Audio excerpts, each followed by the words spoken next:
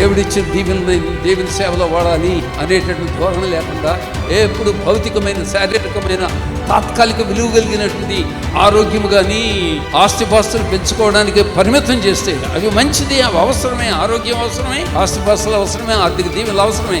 కానీ వాటికే మీ భక్తిని, మీ ప్రార్థనని, మీ విశ్వాసాన్ని మీ ప్రార్థన చేయించుకోవడానికి పరిమితం చేస్తే మీ అంత దురదృష్టవంతులు లేదు. ఇహంలో దీవెన పొందుకోవడం సరిపోదు, పరలోకం కొరకు ఆస్తులు పోగు చేసుకోండి. యేసు ప్రభు కూడా చెప్పారు, anoint them with oil, నూనె పోసి నూనె రాసి ప్రార్థన చేయమని చెప్పాడు. నీ తోటి వారు నీకంటే గొప్పవారుగా ఉండవచ్చు, కానీ వారికంటే నువ్వు గొప్పవాడు కావడానికి ఆనంద తైలమును దేవుడు అభిషేకించడానికి ఆనవాలుగా ఈ తైలం ఉన్నది, కానీ అభిషేకము పరిశుద్ధాత్మునిది, ప్రభువుది.